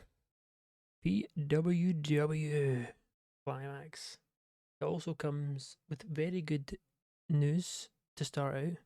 For the first time, pretty much since we signed him, Logan Wolfsbane is no longer in negative morale. This is huge, because I'm not going to lie, he was turning into a real pain in the ass. Being on negative, he's also a very big crybaby when it comes to losing to someone. So I'm hoping going forward that's not going to be an issue we need to return to, with him being holding grudges for years, basically. Alright, select the venue. We're expecting almost 3,500. Wow, we got to put on a show tonight. Hopefully I can inspire with this one. Broadcaster, I mean, we might as well just do it. We've done it the whole month. It's not looking likely we'll keep it. Popularity wise, between our workers, if we push them really hard, it looks like we actually get more. Yeah, I've seen some guys this month have gone up by like +6, +8, which has never happened before. Maybe +5 was the highest, which is definitely to do with the medium coverage, but in terms of overall consistency on getting our product or our company up in pop, it looks like it's still going to be the 1 2 1 2 1 2 each month. So, and we're obviously getting way more money on WrestleWorld. So, without jumping the gun, I think WrestleWorld beats Synergy Network, but I'm glad we tried it for the month. But we'll talk about that more when we go over our finances next episode. Right, stored creative ideas. We have quite a lot of finishes, 4 here to be exact. Gimmick ideas are back. We don't need to really use that. Creative finish. Do we need more? Maybe. We're going to use pretty much all of them. Okay, let's try get maybe 2. Maybe 1 or 2. Bit of a gamble. No. Come on, give me good ones. Good ones. Likely to succeed with Logan, sure. A near certainty with Mutant. I mean, that's good, but he's not really in any of the matches tonight. We're going to need to just use it all. Safe bet with Ernest. Okay. I mean, a near certainty with no one, right? Fine. I guess it's kind of worked out. Locker room. Freddy's passing on knowledge of psychology. Ant-Man has taken Jack Holder under his wing as his protege. Okay. Jeez, we're getting even. This is like Logan's no longer unhappy. We're expecting almost 3,500 people. We're getting more proteges within our locker room. This is perfect. Tyron and Davis are bonding. Architects running. Right, okay. Now, come on, inspire. Oh, this is. I'm not going to lie, boys. The stars are aligning. We're putting on an absolute smash hit here. Yes. Oh, there is a 60-day. 60-day, okay. Speech is given. The locker room is fired up and buzzing. Let's absolutely crush this. We, twice this month, out of our 3 kickoff Carnage shows, hit 17.8 show rating, which is the best. So, our 2 best hour shows that we've ever done were this month. So, hopefully, if we don't get any creative finish failures and no one's off their game, the lineups we have for some of these matches could go intergalactic on the scales of ratings. So fingers crossed. I don't want to hype it up too much, but if we get under 75, I'll be really annoyed. And if we get, I don't want to push it and be greedy, but if we can get maybe an 80, that would be huge, show rating wise. But anyway, there's only one way to find out, and that's booking up this bad boy. Let's do it. It is time. In front of almost 3,500 people, the GM herself, Dawn Gamel, is just hyping up the crowd. She's getting the show started. The climax, the first of many, hopefully legendary shows will have on host. Gets the job done. Masterful job improvising. 75 segment rating. As we move into our first match. Right, I changed her. Hold on. I can't seem to do anything. It hints at Anna Garcia faced her. Maybe we can't turn her because of the whole fact she's what's the word I'm looking for? She's a heel. But I tried to just turn her, which I've never actually tried to do before, even though I know you're not really supposed to do it. But she's doing good work at ringside, I guess. Gets the crowd hotter. 55 rating. Zap Pearson in a huge upset beats regular Joe. This is Zap's. It's like meteoric rise right now. Meteoric rise, sorry. Huge win against regular Joe. We may have to just have Zap managerless for a bit and see what happens. Because at the minute, I think the universe is telling me stop tweaking it or making it worse. But we'll see. But anyway, it's a huge win for Zap on a huge stage with all the people watching. You know, he's quickly getting over and quickly showing why the huge man himself, the huge giant, why he's such a force to be reckoned with. Great rating. Oh my god. Well, well, well. This is not how we mean to go on. I don't know what is.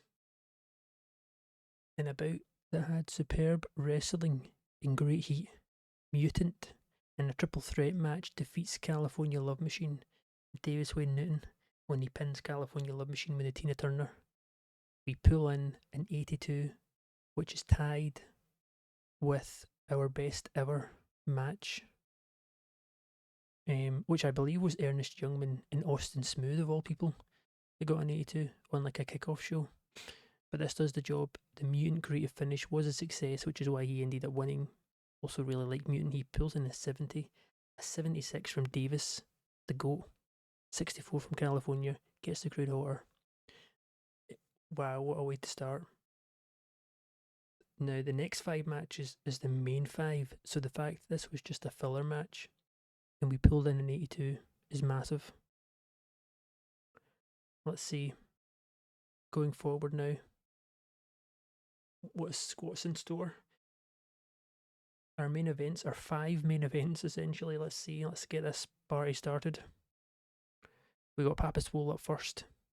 He comes out, making his entrance because he's up next. He's up first in his last man standing match against Hangman. And he's essentially just got some last few words for Hangman. And he lets it rip. And then while he's still talking, the music hits, the lights turn off. Hangman appears with a weapon already in hand. And the absolute war ensues between the two of them. Pulling in a 76, huge start to the 5 matches. And about that had superb wrestling in great heat. Hangman beats Papa Swole in a last man standing match when Papa Swole could not beat the 10 count after a chokeslam. During the match, we also had the sort of return of Blue Dragon, who ran in to help Papa Swole and he attacked Hangman, but of course, it was not enough. Blue Dragon, obviously, the last time we saw him, he got messed up and screwed over by Hangman in his Great Lakes Championship match last month. So he's came out trying to return the favour and help his buddy, Papa Swole. And even with the extra help, Hangman is a different beast now. There's something about him. The way he carries himself is way different. The way he performs in the ring is way different. And it was too much, not just for Papa Swole, but with Blue Dragon's help, they both are left in a pool of their own mess, you could say, as Hangman stands over both of them.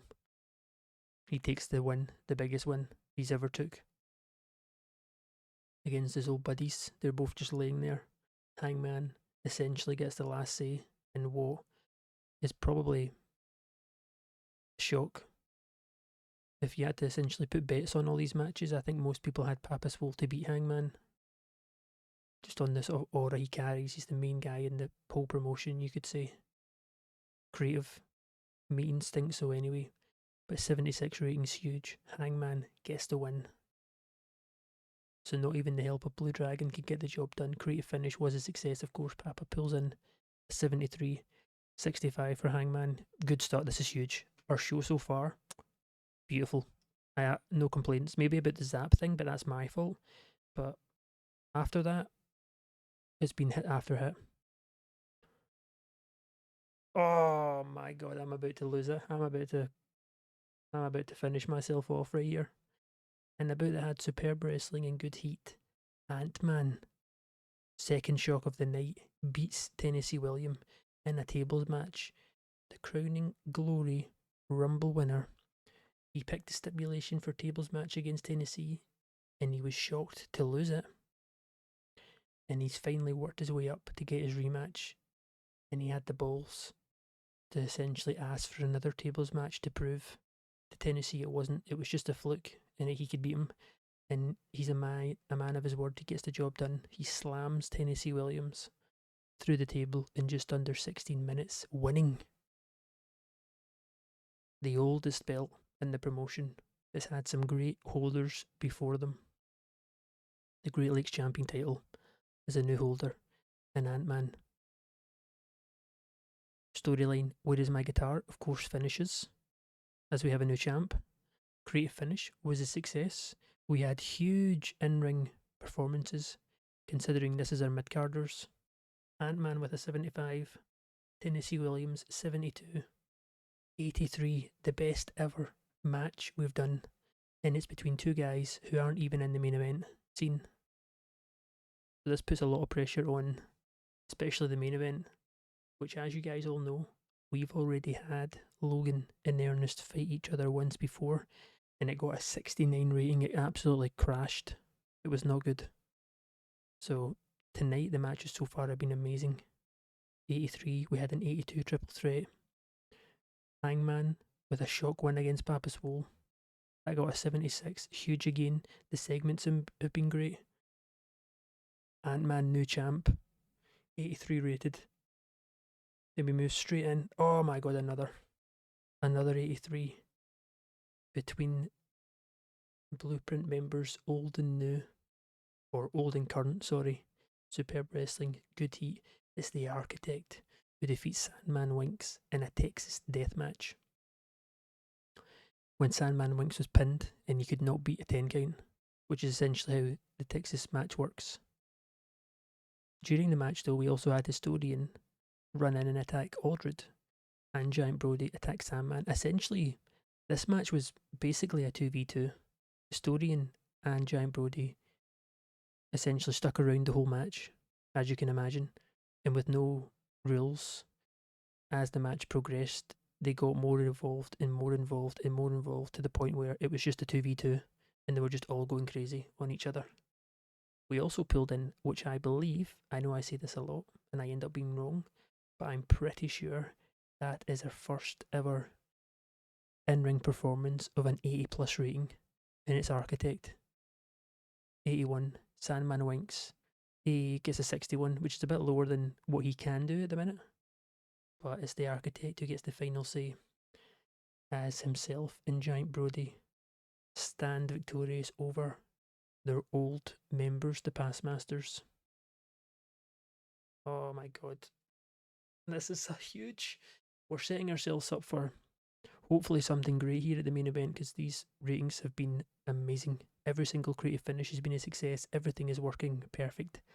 We got the Inspire going. Logan Wolfsbane's morale's up. Everything is just aligning. And I need to stop gassing it up because it's probably going to come back to bite me in the ass. But before the main event, we have a little like pyro subject video.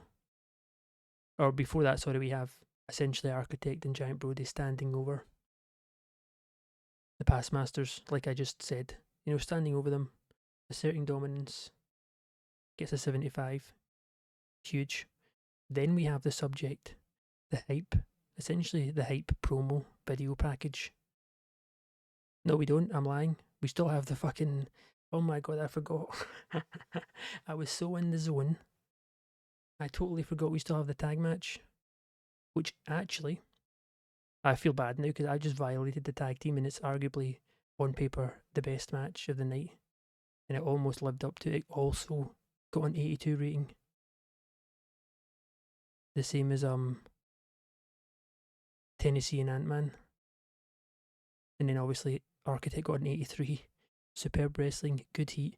LA Stars beat Minnesota Awesome in a ladder match when LA Star 2 retrieved the item. They make defense number 2 of the Tag Team Championships. These ratings are disgusting. 71, 71, 82 and 81. So we just spoke about Architect hitting 82. The first ever person in the whole promotion to get over 80. And then we have not one but two. The tag team champs both get over 80. Storyline advances. Creative finish was a success. Now, this is actually poetry. In the sense of when the LA Stars won the belts, which was in a ladder match, it actually ended with an LA Star to creative victory retrieval finish, where he also took a stunt bump, and the exact same things happened to your picturesque. He takes a massive stunt bump and he gets the retrieval finish for the team. Perry was actually off his game and still got a 71. I think I think maybe the Inspire pre-show option could be OP if used properly, and it seems like it's all working out for us tonight. Every single creative finish has been a success too, which is massive because we used it on 6 matches out of, I think, 7 or 8 of the matches that we did. I think the only one that didn't have a creative finish was Zap and Regular Joe, and every other match did, and they've all paid off. 82 rated match. LA Stars stay the champs. Oh my god, massive. And now we have the hype subject video, which, as expected, doesn't get a great segment rating, but in our main event, please, we got a creative finish on this. Logan cleanly pinned Ernest to give him the first loss in his whole PWW career last week. The World Heavyweight Championship on the line. And just to prove who's the best between these two guys, who obviously have a very long, outstanding rivalry, even though it's fairly new in PWW, it's a 2 out of 3 falls match. World Heavyweight Championship on the line. We've had our best in-ring performances ever on this card. We've had like 2 or 3 of our best ever matches on this card. Please don't tank. Please. I'm going to close my eyes and just click next and hope that I'm not going to be absolutely disappointed when I open my eyes here in 3, 2, 1. I hate this game.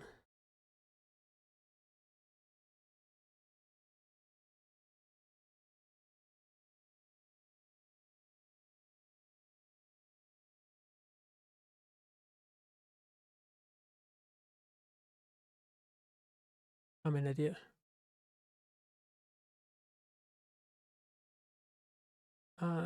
This is my fault. Fuck. Oh no, this is so bad. It probably would have. I don't think it would have got the best match of the night. But I essentially fucked it because it's went on too long for Steal the Show, which I think I've actually done this. I've made this mistake before. Ernest got a 74, Logan got a 78, and it was Ernest Youngman who beats Logan, defending his belt.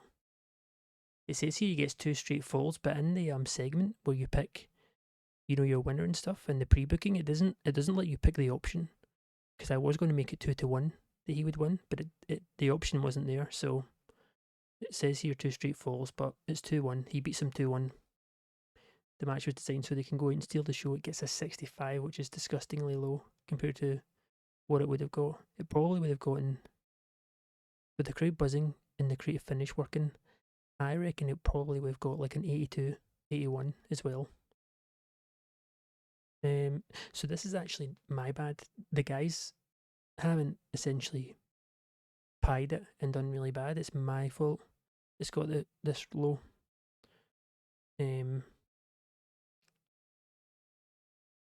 Yeah, okay.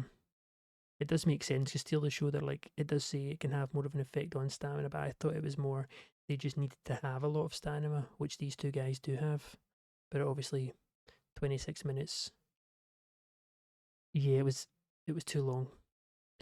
Right, let's finish the show and see how much of a bump we're going to take. If we still hit around 78, I'll take it. To be honest, I'm actually not too fussed about the show rating now because we had some of the best ever matches we've ever done. Yeah, so we get 77, which is one lower than our best ever. But I'm quite happy.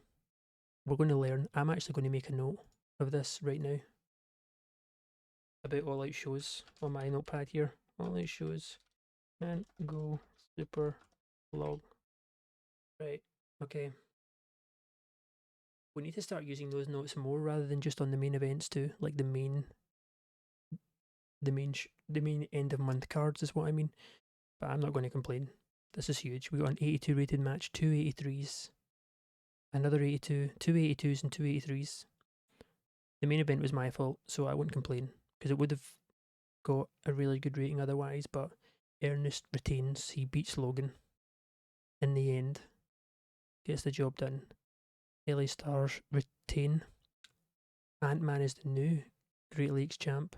Architect essentially squashes that little hindrance he's had with the past masters, beating Sandman Winks and Hangman, who seems very much back. He's a brand new man, even more dangerous than he looked before. Now that he seems to be fighting with no morals, no feelings, no nothing, and he beat Pavasol with the help of Blue Dragon on Papa's side wasn't even enough to even the odds. So huge. 77's huge. I don't even know who to pick for giving to signalling guys out, honestly. That was wild. LA Stars, definitely. They both got over 80. That was insane. And then we'll give it to. Wow, there's so many. There's actually so many it could go to.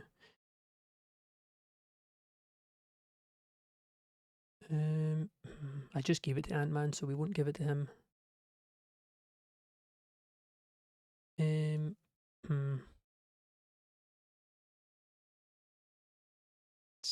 It's quite hard, actually. Did you also realise now that the morale for Logan Wolfsbane isn't in the negative? He got a 78, his highest rating yet, and outperformed Ernest. Just make a note of that.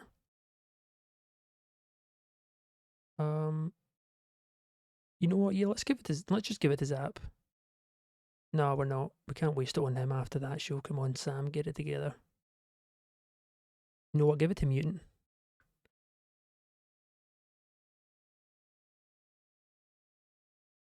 To be fair, that match was actually carried heavily by Davis, so we'll give it to Davis, the GOAT himself.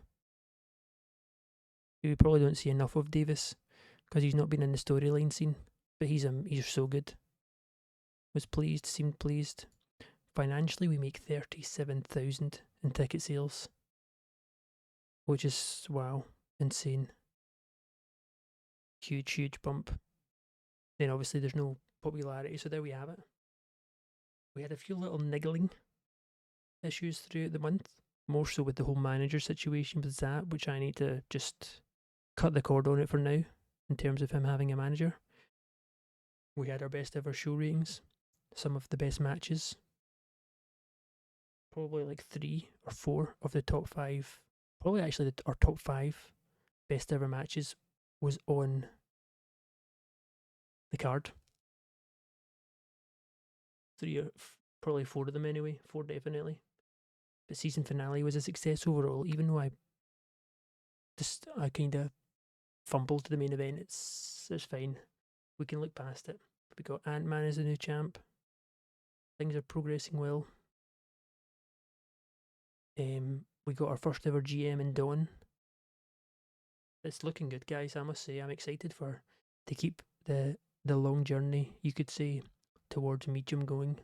Gotta keep it up. But hopefully you guys enjoyed it too. Let me know in the comments if you have any suggestions or anything, any workers you maybe want to see me bring in, or who maybe you think deserves a push more than others. Let me know. Or any matches or storylines you want to see. You know, I take it all on board. So if not, then obviously I'll just carry on as usual. But I'm always happy to listen to even constructive criticism or whatever you guys have got.